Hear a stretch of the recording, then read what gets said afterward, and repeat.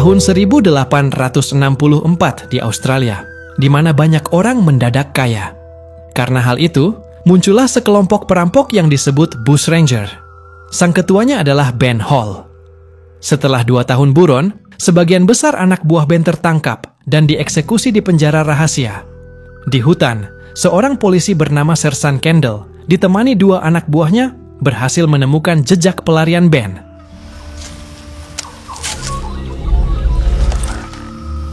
Di sisi lain, Ben bersama rekannya yang bernama James sedang kebingungan kemana mereka harus sembunyi.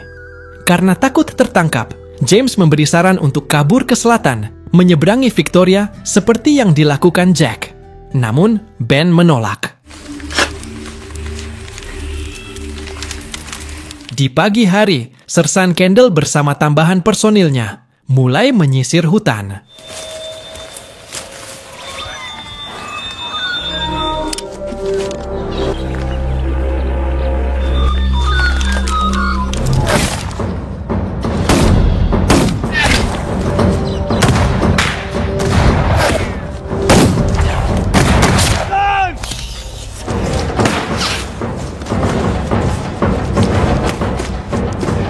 Kendall yang terus mengejar, kini berada di posisi di mana Ben hanya tinggal tarik pelatuk.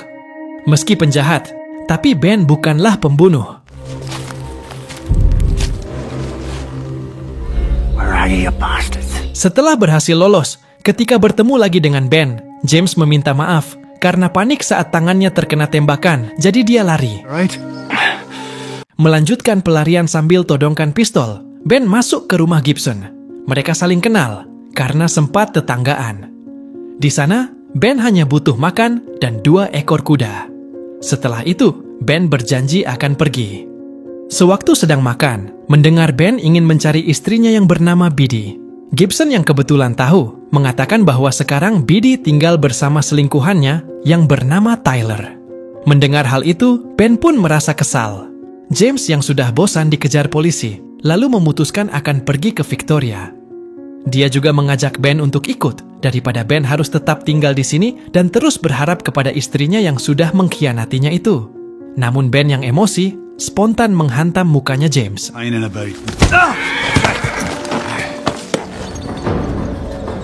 Sesampainya di rumah Biddy, Ben sangat senang. Akhirnya ia bisa bertemu dengan putranya yang bernama Henry. Ketika hendak mendekat, Biddy malah menyuruh Henry segera masuk. Inside right now! Go! Henry! Dia lalu menanyakan maksud kedatangan Ben ke sana, meski telah dikhianati. Sambil mengontrol emosi, Ben mengancam Biddy bahwa dia akan menghajar, bahkan tak segan untuk membunuh selingkuhannya, jika Biddy tetap tak mengizinkan Ben bertemu anaknya. Biddy yang takut akan ancaman tersebut, kemudian memanggil anaknya untuk keluar. You're not welcome here, Benjamin.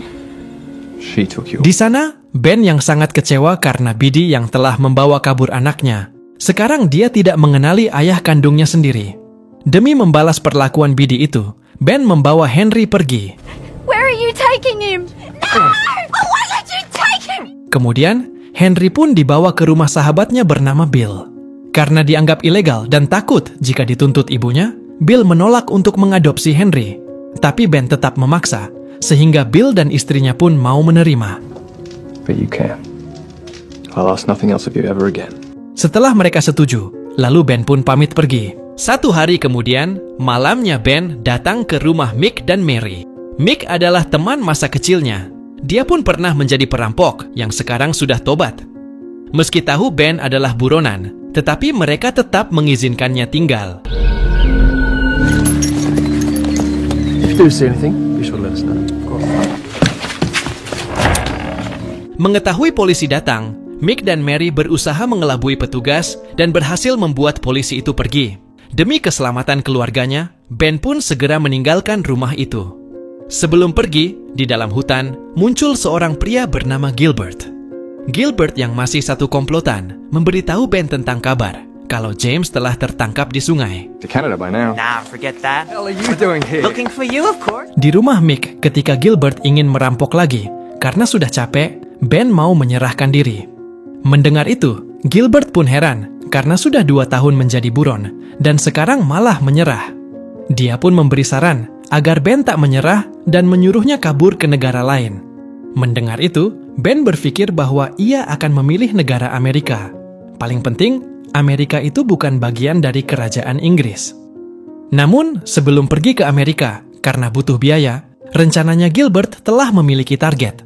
Setelah sepakat, Mick memutuskan untuk tidak ikut. Karena dia sudah tobat, jadi Gilbert akan merekrut 1 orang lagi. Di gudang, datang seorang kakek bersama cucunya. Ternyata cucunya yang bernama Johnny sudah menerima tawaran Gilbert. Speaking for himself. Setelah tahu usianya baru 18 tahun, Ben prihatin. Kenapa Johnny tak fokus sekolah atau kerja saja? Di situ Johnny mengaku, karena dia dan pacarnya merampok orang, dan gara-gara itu sekarang pacarnya ditangkap dan Johnny menjadi buronan. Sebagai orang yang sudah memiliki pengalaman, Ben cuma bisa mengingatkan kalau Johnny harus kuat mental karena ini antara hidup dan mati. Karena terlanjur menjadi buron, daripada hanya bersembunyi, Johnny memilih untuk ikut apapun itu resikonya.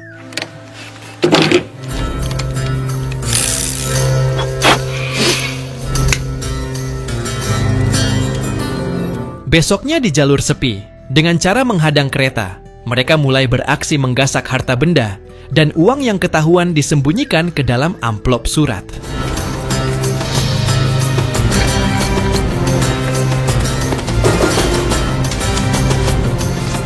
Beberapa hari kemudian, malamnya, ketika Gilbert membacakan berita koran tentang aksi mereka yang dengan mudah mengecoh petugas, Gilbert mulai besar kepala.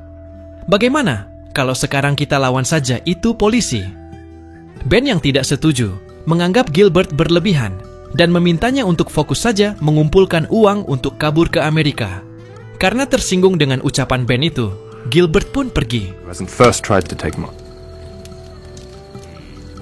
Besoknya setelah mendapatkan target, mendengar seorang ibu memohon izin menyimpan kalung yang dianggapnya berarti, diam-diam Ben tidak mengambil kalung itu. Ketika Gilbert sedang memalak seorang kakek, bukannya ketakutan, kakek itu malah menantang Gilbert adu tembak di lapangan.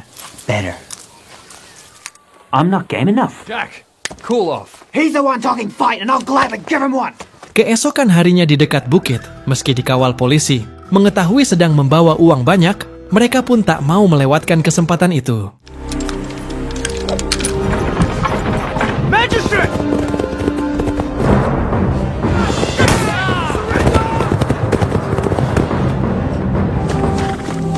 Surrender! Surrender! Peluru Gilbert mendarat ke satu orang polisi yang mengakibatkannya langsung tewas di tempat. Drop it. Get back inside, now! Ben berhasil mengambil peti yang berisikan uang itu. Di sana, Johnny kaget mendapati uang yang sengaja dipotong menjadi 2 bagian, sedangkan potongan lainnya akan dikirim secara rahasia. Karena kesal, meski tidak berguna, Ben tetap mengambil uangnya. Menyesali tindakan Gilbert, Gilbert pikir itu resiko bagi orang yang berani menghalangi mereka. Kelompok Bush Ranger itu perampok, bukan pembunuh. I gave him fair warning. That's what the bloody fool got for not standing.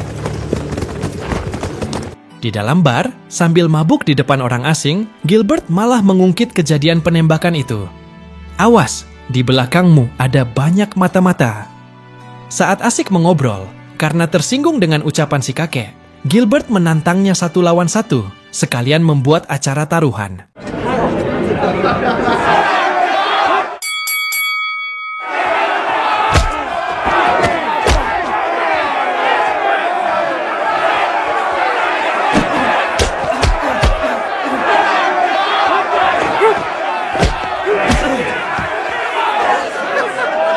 Suatu hari, untuk menyambut Natal supaya tidak tegang, Gilbert mengajak kedua temannya untuk liburan.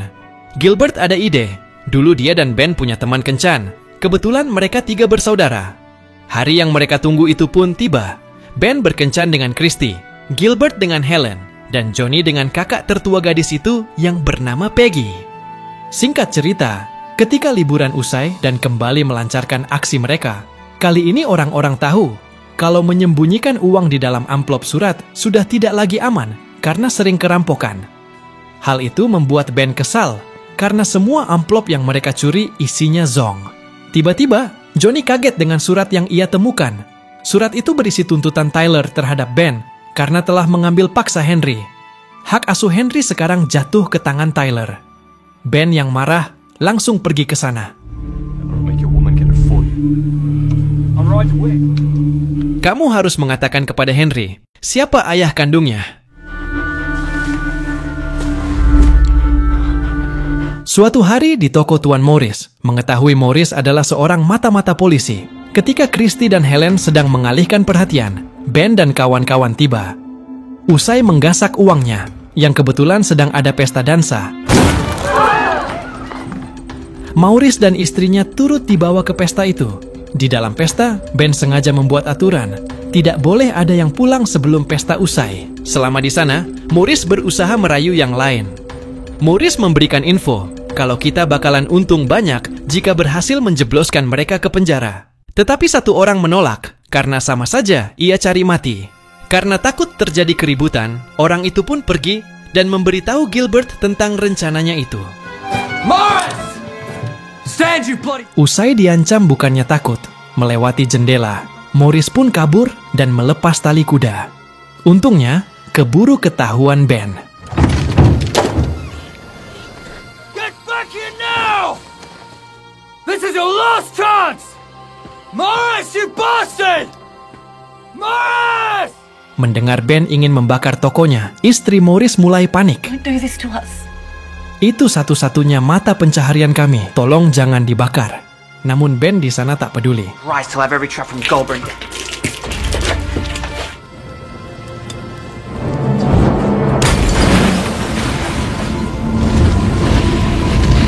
Melihat Christy dan Helen terlibat, Johnny tahu kalau Peggy pasti khawatir terhadap nasib adik-adiknya.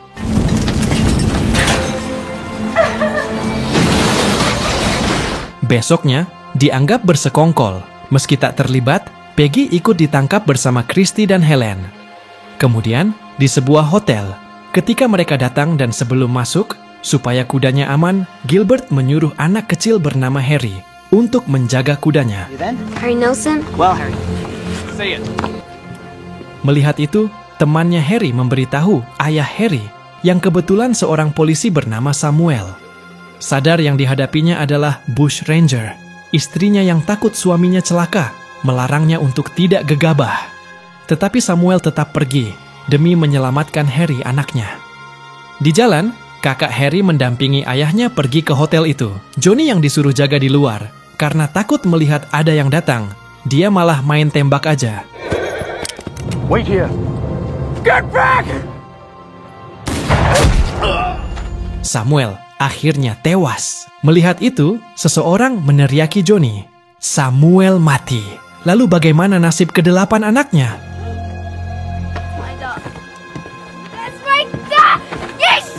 Ben bilang kalau tertangkap polisi, dia tidak hanya di penjara, tapi juga bakalan dihukum gantung. Mendengar Johnny meminta maaf, Ben semakin emosi. Ia kecewa dengan Johnny, yang tak bisa membedakan antara perampok dan pembunuh. Namun di sana, Gilbert malah menganggap Ben itu pengecut. Then I'm taking his mate. Where are you going? Setelah itu, Johnny yang kebingungan memilih pergi datang ke rumah Peggy. Di sana setelah mendengar pengakuan Johnny, Peggy pun panik. Sebelum terlambat, ia meminta Johnny untuk segera kabur. Dan ketika Johnny hendak mengajak Peggy kabur bersama, Peggy menolak. Ia sedang kepikiran akan nasib Christy dan Helen. Mereka nanti dibawa untuk disidang. Please.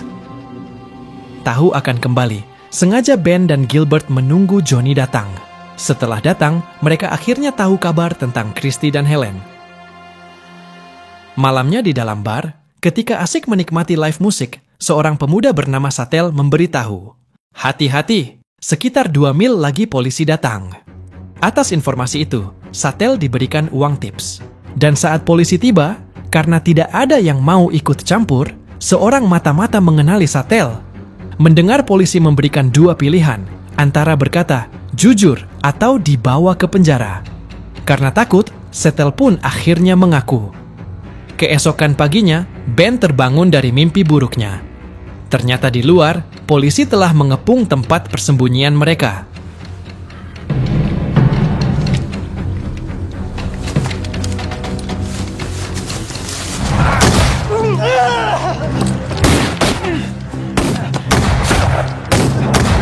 Look out!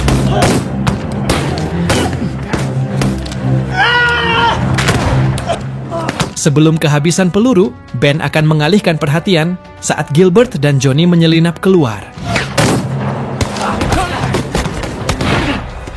Give yourselves up! We've got you surrounded! Tak berapa lama ketika Ben menyusul, tangannya terkena tembakan. Namun, ia masih bisa lolos melarikan diri ke tengah hutan. They're getting out! Come on, you bastards!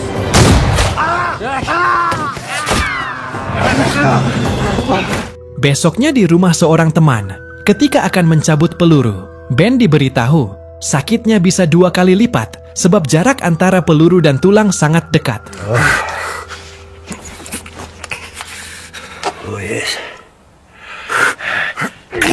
Saat melihat selembaran tentang berita kejahatan mereka, parlemen sengaja mengeluarkan undang-undang Bushranger diberi waktu menyerahkan diri.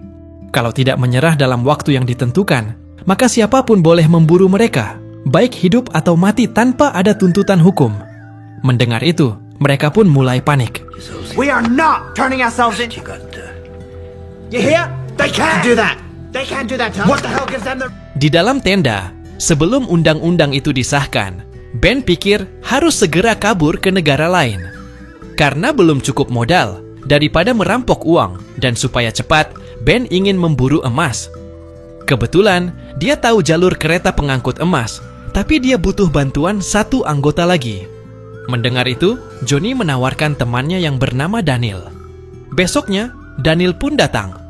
Ben percaya, Daniel bisa diajak kerjasama.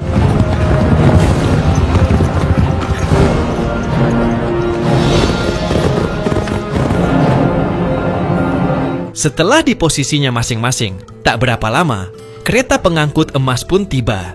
Melihat hanya ada 4 orang pengawal, Ben yakin bisa dieksekusi dengan mudah.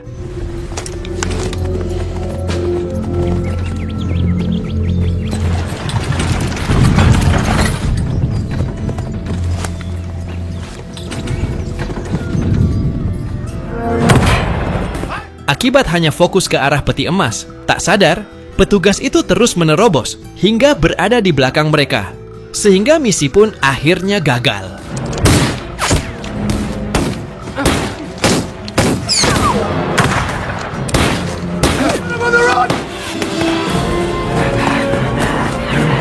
Sewaktu istirahat, dikira Daniel mau diangkat menjadi anggota, tetapi Ben malah menyuruh dia pulang ke rumah. Cukup bertiga saja, jangan ada daftar buronan lagi. 1 bulan kemudian, meski belum memiliki biaya, sebisa mungkin dalam waktu 2 minggu, Ben harap dapat melintasi perbatasan. Sadar tidak punya uang, Gilbert pikir Ben sedang berhayal. Namun ketika Ben mengaku, sebenarnya dia punya simpanan yang ditimbun dekat rumahnya Mick. Mendengar itu, Gilbert marah. Kenapa baru bilang sekarang? Kalau tahu begitu, bisa saja mereka secepatnya kabur ke luar negeri. Sesampainya di rumah Mick, mendengar Mick marah karena takut keluarganya terancam, Ben janji ini untuk yang terakhir kali. Ben meminta tolong ambilkan harta yang ia timbun di belakang rumah Mick. You're to be outlawed, Ben. Besoknya, ketika Mick menggali harta itu, di rumah, tahu Ben akan meninggalkan koloni. Mary bilang dia pasti akan merindukannya. Takut tak bisa bertemu lagi, dengan berani Mary mengungkapkan sesuatu. Dulu, pas umur 13 tahun, dia jatuh hati ke Ben. Bahkan sampai sekarang pun, ia masih menyukainya. Tiba-tiba saja, Mary menciumnya, yang langsung ketahuan Mick. Setelah Ben pergi, Mary heran ketika Mick meminta izin akan pergi ke kota mengambil pasokan makanan. Padahal, baru saja kemarin dia mengambilnya. I need to write to Forbes tomorrow. Sebelum berangkat ke luar negeri, masing-masing dari mereka ingin berpamitan ke keluarganya dan kembali ke rumah Mick untuk berkumpul lagi. Di kantor polisi, detektif Jim yang merangkap sebagai kapten telah mendapatkan seorang informan. Jim senang dipercaya komandan untuk memimpin penangkapan itu. Tapi seketika, ia kecewa ketika komandan mengatakan agar juga melibatkan Sersan Kendall. Dalam hati Jim, Pak tua itu tidak becus, tapi masih saja dipercaya. Kemudian, di kediaman Biddy, melihat Ben datang, ia menyuruh Tyler sembunyi ke belakang rumah. Sewaktu menemui Henry, kali ini Henry tahu kalau Ben adalah ayahnya. That's right. You're Ben Hall. I want you to have that. Not as Harry. Not as Harry. Ben lalu menanyakan ke Biddy di mana Tyler. Ketika diantar ke belakang rumah, Ben memperingatkan Tyler. Kalau sampai berani menyentuh uang anakku, maka nyawa taruhannya. Setelah itu sebelum pergi, kepada Henry Ben berpesan, "Kelak jika kamu besar, jangan lupa cari ayahmu ini nak." Memahami situasi Ben dalam hati Biddy, dia percaya Ben pria tulus. I love you, little man. Biddy pun memeluk Ben. Jujur, sekarang baru terasa menyesal. Di rumah Mick, Gilbert dan Johnny yang sudah standby sambil asik makan. Tanpa ia sadari, tak jauh dari sana polisi sedang memantau mereka. Di hutan merasakan firasat buruk. Dari kejauhan melihat ada sekelompok polisi. Johnny segera kabur.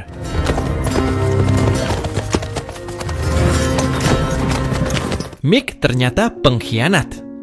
Mengetahui Gilbert dan Johnny pergi, Mick mulai panik. Di sisi lain, Kendall bercerita, dia sangat mengenal Ben dan juga mengakui Ben memang cerdik. Mendengar itu sebagai orang baru, Jim jadi termotivasi. Kalau berhasil menangkap Ben, reputasinya bakalan naik. Keesokan paginya, melihat Ben datang meskipun takut, Mick memberanikan diri keluar. Why don't you come inside? Dan ketika ditanya tentang Gilbert dan Johnny, Mick bilang mereka belum kesini. Karena takut ketahuan bohong, dia pun mengajak Ben masuk. Tapi Ben menolak karena ia mau berkemah dan bersembunyi di hutan. Tak lama kemudian, Mick segera memberitahu Jim tentang kejadian itu. Jim bergegas ingin menangkapnya. Namun Mick marah, karena kalau ditangkap, apalagi di dekat rumahnya, nanti Ben tahu Mick berkhianat dan memintanya untuk menembak mati saja. Setelah itu, Mick berpura-pura membawa makanan untuk menemui Ben. Melihat kebaikannya, Ben pun mengucapkan terima kasih. Thank you. Di sisi lain untuk memastikan posisinya, Jim memerintahkan Billy mendekati kemah.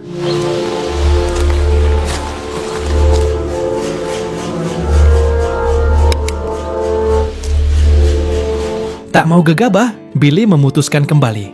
Dan setelah tahu posisinya, Jim mulai menyusun rencana, membagi menjadi beberapa kelompok. Supaya tidak berisik, ia memerintahkan semua membuka sepatu mereka masing-masing. Casey makes a break for that corner. Menjelang malam sebelum tidur, sengaja Ben tidak mengikat kudanya, supaya Johnny dan Gilbert tahu dia ada di sana. Keesokan paginya, melihat kudanya berada di tengah lapangan, dan masih belum ada Gilbert dan Johnny. Tanpa menaruh curiga, Ben berjalan untuk mengambil kudanya. Di momen itu, barulah Ben mulai dieksekusi.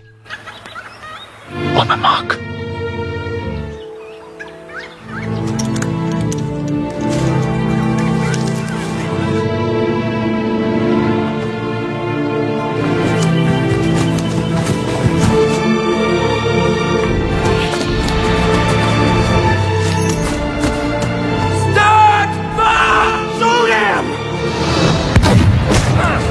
Situasi berubah menjadi brutal.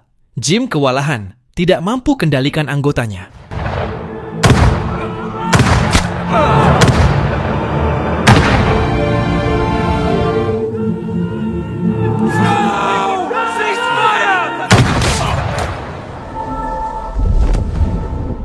Ben akhirnya tewas. Mary yang menyaksikan kejadian itu sangat terpukul dan tidak menyangka Mick tega mengkhianati sahabatnya sendiri. Melihat kondisi jasad Ben, komandan kaget. Kenapa tak menangkapnya hidup-hidup? Jim pun menjawab, tentu saja bisa. Bahkan, Ben sama sekali tak melawan. Mendengar itu, Kendall mengelak, namanya juga buronan, jadi tak ada pilihan lain. Ben Hall dilaporkan menerima lebih dari 30 peluru yang menembus tubuhnya. Setelah diperiksa dan divisum, meski menyalahi kode etik, namun dianggap sebagai pembunuhan yang dapat dibenarkan. Padahal, undang-undang yang waktu itu dibuat belum disahkan sama sekali. Di sisi lain, mengetahui Ben tewas, si Tyler jadi leluasa mengambil uang yang telah diberikan Ben untuk masa depan Henry. Kemudian sebagai hadiah pengkhianatannya, Mick Kinnelly menerima uang sebesar 500 euro. Pada tahun 1880, perkawinannya hancur, dan si pengkhianat itu menghilang dari catatan sejarah. Seminggu setelah kematian Ben, Johnny pulang ke rumah kakeknya bersama Gilbert. Demi imbalan besar, si kakek tega menjebak cucunya sendiri. Johnny pun akhirnya tertangkap. Dia dihukum mati atas pembunuhan terhadap opsir Samuel Nilsson di Collector. Tertembak tepat di jantungnya, Gilbert tewas seketika. Tercatat selama 3 tahun, Ben melakukan lebih dari 600 kejahatan. Tapi tak sekalipun, si Ben ini menghilangkan nyawa korbannya. Film pun berakhir.